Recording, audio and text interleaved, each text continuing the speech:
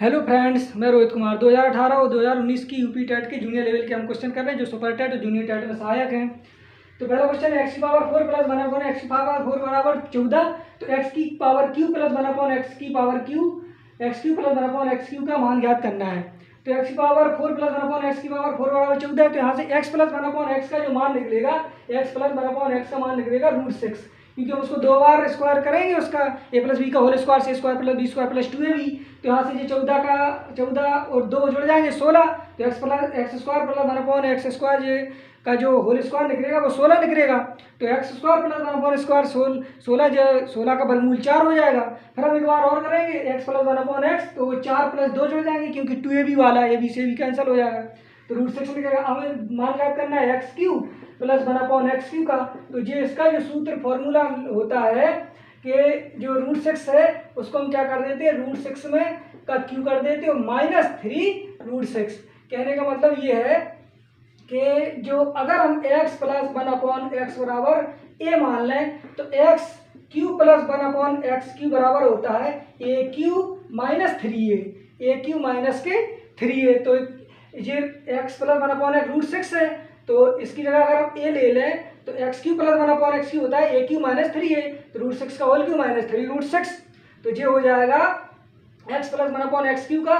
तो √6 की पावर 3 है, तो जो हो जाएगा 6 √6 और -3 √6, क्योंकि जो होता है ए क्यू -3 है तो ए का मान √6 है। और ये कैसे हो गया, क्योंकि √6 इंटू √6 तो √6 6 और फिर एक बार √6 तो 6 √6, तो यहाँ से हो जाएगा 3 √6। अगर हम इसका परमेयकरण कर दें तो जो 3 √6 अपॉन √6, तो एक बार ऊपर नीचे √6 का भाग दे दिया तो √6 का भाग दिया तो √6 का गुणा करना पड़ेगा। तो जो हो जाएगा √6 6 18, यानी कि 18 अपॉन √6। यही इसका आंसर होगा 18 अपॉन √6। दूसरा जो क्वेश्चन है वो भी घातांक का है। तो इसमें क्या करेंगे कि हम घात बराबर कर लेते हैं। वो घात बराबर जब हो जाती है जब आधार बराबर करने पड़ते पहले।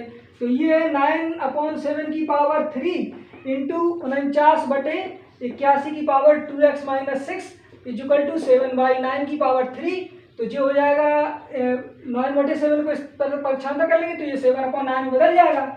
तो जो 49/81 इसको तोड़ लेंगे 7 और 7 में जो हो जाएगा 7 का स्क्वायर, जो हो जाएगा 9 का स्क्वायर, तो जो होगा 7/9 का होल स्क्वायर, और जो बड़ा पुस्तक 2x मझला पुस्तक -6। तो जो यहाँ पे जाएगा तो ये 7/9 की पावर 3 और जो पलट जाएगा तो जो हो जाएगा 7/9 की पावर 7/9 की पावर 9 है। तो जो 7/9 की पावर 9 है तो ये 7/9 की पावर 9 और ये पलट के हो जाएगा 9/7 जब स्थाई है 7/9। तो जी यहाँ पे हम देखेंगे, इसको अंदर गुणा कर लेंगे तो 7/9 की पावर 2 दूनी 4x 2 दूनी 4 -12। तो जो हो जाएगा 7/9 की पावर गुणा में घातें जुड़ती है, जो भी 12, आधार समान है। तो जब आधार समान है तो 4x - 12 इक्वल टू 12। तो x बराबर हो जाएगा 12 12 24/4 इनटू 6। यहाँ पे x का जो मान आ जाएगा वो आ जाएगा 6। जो तीसरा सवाल है उसको कुछ नहीं करना है, बहुत ही सरल सवाल है, दिखने में बड़ा लग रहा है, बस उसकी जो पावर है उसको जो है पावरों को क्या कर लेते हैं, हम छोटा कर देते हैं। तो यहीं से देख लीजिए, 2 की पावर 50, 3 की पावर 40, 4 की पावर 30, 5 की पावर 20 में सबसे बड़ी संख्या काटते हैं। तो सारी पावरों में 10 का हम भाग देंगे। तो ये कितनी हो जाएगी, 2 की पावर 50 में 10 का भाग देंगे 5 हो जाएगी। 3 की पावर में 4 रख सकते 4 हो जाएगी। ये 4 की पावर 3 हो जाएगी। ये 5 की पावर 2 हो जाएगी। सारी पावरों में 10 का हमने भाग दे दिया। तो ये 2 की पावर 5 है, तो इसे हम लिख सकते हैं 2 × 2 × 2 × 2 × 2, यानी कि 2 दूनी 4 दूनी 8 दूनी 16 दूनी 32 हो जाएगा। और जी हो जाएगा 3 × 3 × 3 × 3 3 तो का 9 3 27 3 81 हो जाएगा। और जी 4 × 16 64 हो जाएगा। जी 25 हो जाएगी। तो हमसे पूछी सबसे बड़ी संख्या, तो सबसे बड़ी संख्या 81 है। 81 किसमें है, 3 की पावर 4 में आई, तो 3 की पावर 4 यहाँ सबसे बड़ी संख्या हो जाएगी, इसका आंसर हो जाएगा। आगे देखते हैं, आगे ये कह रहा है कि यदि 0 जो है कि छोटा होना चाहिए x से और x छोटा होना चाहिए 1 से, तो यह सत्य की मतलब 4 ऑप्शन दिए हैं और ये उसमें स्टेटमेंट दिया कि 0 जो है छोटा है x से और x जो है छोटा है किससे, 1 से। तो 0 से x जो है वो 0 से बड़ा है, यानी कि x 0 से तो बड़ा है लेकिन 1 से छोटा है। तो 0 से बड़ा हमने मान लेते हैं वो संख्या 0 से बड़ी 1/2 है, लेकिन 1 से छोटी है ये, तो उसमें पावर में दिया है। तो अगर इसकी पावर हम 2 कर दें और यहाँ पे अगर हम इसको दिखाने के लिए 3 कर दें फिर से, तो जो हो जाएगा 1/4 और जो हो जाएगा 1/8। यानी कि जो पावर, जिसकी पावर में क्या होता है कि जिसकी घात छोटी होती है वो बड़ी होती है। तो कहने का मतलब वहाँ पे जो आंसर है वो है यहाँ पे x की power 100 is greater than x की पावर 101। x की power 100 is greater than x की पावर 101। कहने का मतलब यहाँ पे जे है सीधी सी बात के पावर में ये जब नीचे जिसकी जो नीचे वाला अंक छोटा होगा तो वो बड़ा होगा। तो x का मान अगर हम 1/2 ले लें और इसका स्क्वायर कर दें तो 1/4 होगा, इसका स्क्वायर कर दें तो ये 1/8 होगा। यानी कहने का मतलब ये है कि 1 से अगर ये संख्या जो है 1/8 से तो ये संख्या और 0 है, तो 0 से ये संख्या कैसी है, बड़ी है।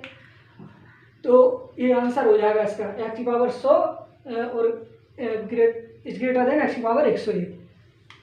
एक अधिवर्ष में 53 रविवार होने की प्रायिकता। तो एक अधिवर्ष में है तो अधिवर्ष का मतलब होता है लीप ईयर। लीप ईयर में कितने होते हैं, 366 दिन। तो 53 रविवार होने की प्रायिकता पूछी है। तो 366 में एक हफ्ते में एक रविवार तो होगा ही होगा। तो देख लेते हैं 366 में कितने हफ्ते बनते हैं। तो 7 का इसमें डिवाइड कर देते हैं 7 से। तो 7 में जब इससे डिवाइड करेंगे, 7 से इसका डिवाइड करेंगे तो हो जाएगा 7 पना 35 और 1 और 7 दूनी 14 और 2 बचेंगे। तो यानी कि 52, 7 से डिवाइड किया तो एक हफ्ते में 7 दिन हो गए। तो कितना बन गया, 52 सप्ताह बन गया और 2 दिन शेष रह गए। तो वो जो 2 दिन, तो 53 रविवार होने की प्रायिकता। तो जो 2 दिन शेष रह गए तो जब जो लीप ईयर होगी तो वो अगली जो लीप ईयर होगी उसमें या तो सोमवार इतवार, तो 52 सप्ताह पूरे हो चुके, वो 52 सप्ताह में 52 रविवार कन्फर्म है। अब इसमें कह रहा है 53 रविवार होने की प्रायिकता क्या है। तो 53 रविवार होने की प्रायिकता ये है कि 2 दिन है, तो ये 2 दिन जो बचे हुए हैं तो वो सोमवार मंगल होंगे या मंगल बुध होंगे या बुध बृहस्पति होंगे या शुक्र शनि होंगे।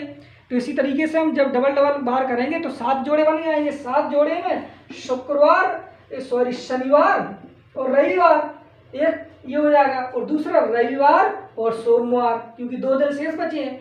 तो जो रविवार होने की संभावना है तो वो शनिवार रविवार में से एक मिल जाएगी, क्योंकि 2 दिन शेष है तो रविवार मिल सकता है हमें, या फिर रविवार सोमवार है, क्योंकि हमसे पूछा कितना है 53 रविवार। तो 52 हफ्ता में 52 रविवार कन्फर्म है, एक और है। तो एक और होने की जो प्रायिकता है वो 2 में से कन्फर्म है, इन 2 में से हो सकते हैं। तो कहने का मतलब इसकी जो प्रायिकता होगी वो होगी 7/2/7। इसकी प्रायिकता निकलेगी 53 रविवार होने की प्रायिकता 2/7। 53 रविवार होने की प्रायिकता 2/7। अगला जो क्वेश्चन है वो कह रहा है 3 की पावर 2x + 1 माइनस 3 की पावर x इक्वल टू 3 की पावर x + 3 माइनस 3 स्क्वायर हो तो तब x का मान। इस क्वेश्चन को हम सॉल्व करके भी लगा सकते हैं, लेकिन उससे कैसा हो जाएगा, बड़ा। तो इसमें हम क्या कर सकते हैं, इसमें ऑप्शन से इसका x का मान इसी में रख के देख लो, और जब ऑप्शन से x का मान इसमें दोनों बराबर हो जाए तो जो है वही इसका सही आंसर है। और हम जो है इसमें भी यही, अभी जैसे हमने ये आपको छोड़ा दिया x + y और equal to 2z, then the value of x/x - z plus z/y - z। इसको भी हम ऑप्शन से करते हैं और इसको भी ऑप्शन से करेंगे, और इसको ये 3 सवाल है, जैसे कि 9वां सवाल और तीसरा सवाल और 7वां सवाल, तो ये हम ऑप्शन से करेंगे। लेकिन जब हम इसको ऑप्शन से करेंगे, इसको ऑप्शन से हम करेंगे तो हम इसको ये देखेंगे कि जैसे हमने x का मान 1 रख दिया, y का मान 1 रख दिया, तो ये 1 और 1 2 हो गए, तो यहाँ भी 2 हो गए, z का मान 1 लेके 2 = 2। लेकिन जब हम इसमें वैल्यू पुट अप कराएंगे तो यहाँ भी मान जो है हमें 2 प्राप्त हो, लेकिन यहाँ पे जो मान प्राप्त हो रहा है हमें, जैसे x का मान 1 रख दिया हमने और 1 - 1 तो यहाँ तो 0 हो रहा। अगर हम 0 को भाग 1 में देंगे तो वो तो इन्फिनिटी हो जाएगा, अनंत हो जाएगा, क्योंकि किसी संख्या में जब 0 से भाग देते हैं तो अनंत आता है। तो इसको हम सॉल्यूशन करेंगे, लेकिन इसमें और इसमें हम जो है इसको तो थोड़ी बार सॉल्यूशन कर सकते हैं, लेकिन x का मान पुटअप करके नहीं आसानी से निकाल सकते हैं। तो इसको पहले देख लीजिए x + y = 2z को, तो ये है x + y = 2z है, x + y = 2z। तो यहाँ x + y = z + z तोड़ लिया हमने, तो जो हो जाएगा x - z, ये कोष्टक में हो जाएगा z - y। एक्स एक पक्षांतर कर लीजिए जेड का, इतना हो गया। अब हमें इसमें वैल्यू पुटअप करानी है, तो जो हो जाएगा X upon X minus Z is equal to Z upon जो वाई माइनस जेड है, लेकिन यहाँ जेड माइनस वाई है तो यहाँ माइनस ले लेंगे तो जेड माइनस वाई कर लेंगे। और यहाँ पे हम क्या रख देंगे, एक्स माइनस जेड है यहाँ पे, तो यहाँ एक्स माइनस जेड है तो इसकी जगह जेड माइनस वाई रख लेंगे, तो X upon Z minus Y, और जे माइनस यहाँ लेंगे तो माइनस यहाँ पे हो जाएगा, और Z upon Z minus Y, तो यहाँ से जेड माइनस वाई एलसीएम तो जो हो जाएगा एक्स माइनस जेड, और एक्स माइनस जेड को फिर से हम जेड माइनस वाई लिख देंगे, तो Z minus Y upon Z minus Y, ये पोस्टर कट के 1 हो जाएगा। तो इसका जो आंसर हो जाएगा वो हो जाएगा 1। इससे जानकारी ऐसे सवालों को वैल्यू से करते हैं, लेकिन यहाँ पे वैल्यू कन्फर्म नहीं हो पा रही क्योंकि ऊपर 1 बच रहा और नीचे 0 बच रहा है। तो हम इसको क्या है सॉल्व कर लेंगे, और नहीं तो ज़्यादातर जैसे आपके पास समय बचे तो आंसर बन रहा हो। अब यहाँ देख लो 2 की पावर 3 की पावर 2x प्लस 1 माइनस 3 की पावर x, तो इसमें जो हम क्या करेंगे 2 पहले रख के देख लेंगे 2, तो यहीं पर करके देख लो, तो 3 की पावर 2 इंटू 2 2 दूनी 4 और प्लस 1 है, तो ये हो जाएगा 3 की पावर 5, यहाँ से मिल जाएगा हमें 3 की पावर 5, क्योंकि x की जगह हमने 2 रख के देखा, तो 2 दूनी 4 और प्लस 1, तो 3 की पावर 5 माइनस और 3 की पावर 2, x की जगह 2 रख रहे हैं तो 3 की पावर 2 इक्वल टू यहाँ भी 2 रखा है तो 3 की पावर 5 और माइनस 3 का स्क्वायर है, तो ये जो है 3 की पावर 5, यहाँ भी 3 की पावर 5, यहाँ 3 स्क्वायर, यहाँ भी 3 स्क्वायर, तो ये पूरा कट करके कितना हो गया 0 हो गया। और ऐसे अगर हम x की पावर 1 रखे हैं माइनस में तो भी कट करके 0 हो जाएगा, x की पावर -1 रखते हैं, तो इसका जो आंसर है ऑप्शन से हम लगाएंगे तो बहुत सरल तरीके से लग जाएगा। ऑप्शन से इसका आंसर 2, -1 कितने समय में 8% वार्षिक ब्याज की दर से साधारण ब्याज मूलधन का 2/5 होगा। बहुत इजी क्वेश्चन है, उसमें कुछ नहीं करना है। साधारण ब्याज कितना हो रहा है, मूलधन का 2/5, और दर कितनी है 8%। हमसे क्या पूछा गया, टाइम पूछा गया, यानी कि जो ब्याज होता है वो 80% होता है, आर होती दर, और टी होता समय, और जो कितना हो रहा है मूलधन का 2/5 का मतलब होता है 40%, क्योंकि 1/5 बराबर 20%, तो 2/5 बराबर 40%, तो 8% इंटू टी बराबर 40%, टी हमारा समय, तो टी बराबर परसेंटेज से परसेंटेज 40/8 यानी कि 8/40 यानी कि टी बराबर 5 वर्ष आंसर, तो कितना हो जाएगा 5 वर्ष। आंसर कितना हो जाएगा 5 वर्ष।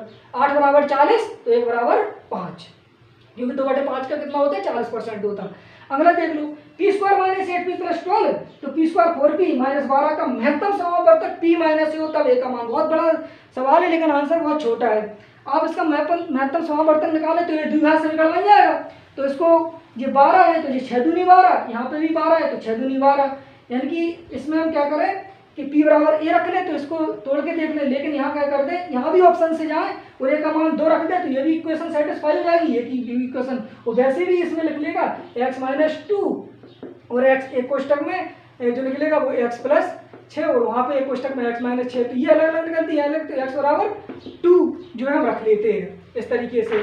तो ऑप्शन से यहाँ भी आएंगे, x बराबर हम 2 रख देंगे, तो ये 2 का स्क्वायर 4 हो जाएगा, और ये -8 दूनी 16 हो जाएंगे, 12 और 4 16, और ये 16 0, यहाँ भी करके देख लो, 2 का स्क्वायर 4 और 4 दूनी 8, 8 और 4 12 है, 12 यानी कि इसका जो मान होगा वो होगा 2। कितना आंसर होगा इसका 2।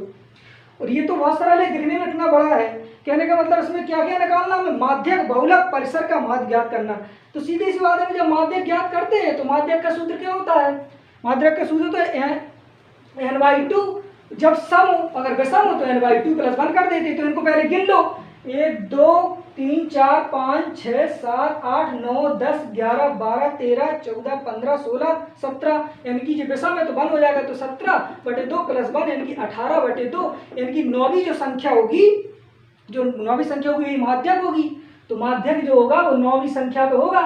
तो 9वीं संख्या ज्ञात करने के लिए हम इन्हें सीरीज में लगाते हैं। तो सीरीज में कैसे करते हैं कि सबसे पहले क्या करते हैं, हम सबसे छोटी संख्या लगा लेते हैं। सबसे छोटी संख्या इसमें क्या है 0 है, तो यहाँ पर देख लो सबसे छोटी 0, 0 के बाद 8 और 8 के बाद 9 और 9 के बाद 10 है क्या इसमें, 9 के बाद 10 नहीं है, 10 के बाद सीधा 11, एक बार 11, 2 बार 11, अब 11 के बाद कितना आया सीधा, 11 के बाद आ रहा है इसमें 17, कितना आ रहा 17, 17 के बाद सीधा 18, 18, 18 के बाद 20, 19, 19 है नहीं, तो 20 और 20 के बाद 21, 21 है नहीं, 21 के बाद 20 के बाद सीधा 24, 24 के बाद 25, 25 कई बार आया। तो 9वीं संख्या में ज्ञात करनी थी क्योंकि हमें 17 निकले थे, तो 17 + 1/2 से 18/2 यानी कि 9वीं संख्या गिन लो। 1 2 3 4 5 6 7 8 9, तो जो माध्यक निकलेगा वो 24 होगा। कितना होगा माध्यक? 24 होगा। पूरे ना लिखो, कई लोग गलत कर देते, पूरी लिख दे, जोड़ देते, वो समझ में नहीं आता उन्हें, तो इतना लिख लो बस। तो माध्यक इसका कितना हो गया? माध्यक होगा 9वां पद, और 9वां पद कितना है? 24 है। अब हमसे क्या पूछा है इसमें? बहुलक। तो बहुलक तो बहुत सरल होता, ये क्वेश्चन हमने सीटेट के लिए 2019 का, यूपी टेट में तो सिर्फ इसमें बहुलक पूछा था, लेकिन यहाँ समझाने के लिए हम माध्यक, बहुलक, परिसर तीनों समझाने के लिए हम ये क्वेश्चन लिया। तो बहुलक का मतलब होता है जो संख्या सबसे बार, देखो तो ये देख लो इसमें सबसे बार क्या है, देखें 1 25 बार, 1 25 ये, 1 25 ये और 1 25 ये, तो 3 बार 25 आए, तो बहुलक वही होता है जो बार बार आए, बहुलक। तीसरा आ गया परिसर। परिसर का मतलब होता है रेंज। रेंज होता है बड़ा पद माइनस छोटा पद। बड़ा पद इसमें सबसे बड़ा कौन सा है? 50 है, तो 50 माइनस छोटा कितना है? सबसे 0 है, तो ये भी 50 हो गया। अब हमसे पूछा है कि माध्यक बहुलक परिसर का माध्य, तीनों का माध्य पूछा है कि 24 + 25 + 50, तो ये 3 है तो बटे 3 हो जाएगा। तो ये तीनों को जोड़ेंगे, 5 4 9 और 2 2 और 2 4, 5 4 9, 9/3, यानी कि सब आ गया 33 आंसर। इसका जो आंसर हो जाएगा वो कितना हो जाएगा? 33, 33। ये इसको ऐसा कर लेते हैं, यानी कि बहुलक जो बार बार आए। माध्यक, माध्यक का मतलब होता है पूरा गिनती कर लो, और अगर सम है, विषम है तो 1 जोड़ दो, सम है तो n/2 वही कर दो, वो जितना आए वही संख्या उसमें रख लो। आगे क्या है कि इसमें pt = 5, pa = 3, तो ab का मान पूछा है इस चित्र में। pt कितनी देगी है? 5, और ab हमसे पूछी है, और pa का मान कितना दिया? 3, तो इसमें फॉर्मूला लगाना पड़ता है। तो फॉर्मूला होता है pt का स्क्वायर बराबर pa इंटू pb। तो pt कितना दी गई है? 5 दी गई, तो 5 का स्क्वायर कर दो। और pa जो हमें दिया गया है, pa कितना दिया गया है? 3 दिया गया है। और pb हमें निकाल लें हम pb यहाँ से, तो 25 माइनस 3, तो जो कितना हो जाएगा यहाँ से 25 माइनस 3, तो जो हो जाएगा, यहाँ एक चीज़ देख लो, क्योंकि जो pb है वो pb क्या हो जाएगी?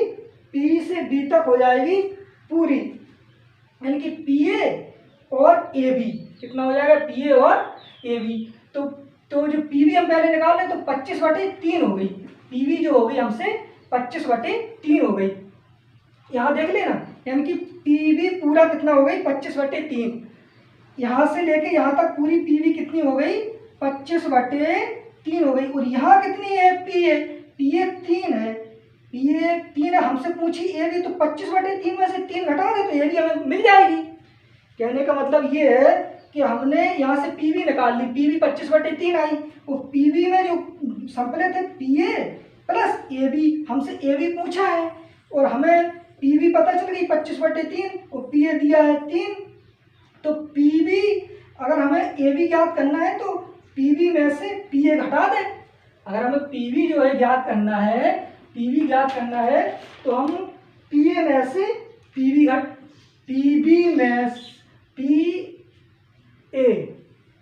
ab ज्ञात करनी है। हमें क्या करनी? ab ज्ञात करनी है, तो हम क्या करें? pb में से और pa घटा दें। pa तो pb कितनी देगी? 25/3 दे गई pb, और pa कितना दिया गया है हमें? pa 3 दिया गया है, तो कितने हुए? 3 × 9, 25 में से 9 गए, तो हो जाएगा 16/3 आंसर। यानी कि जो हमसे ab का आंसर होगा वो होगा 16/3।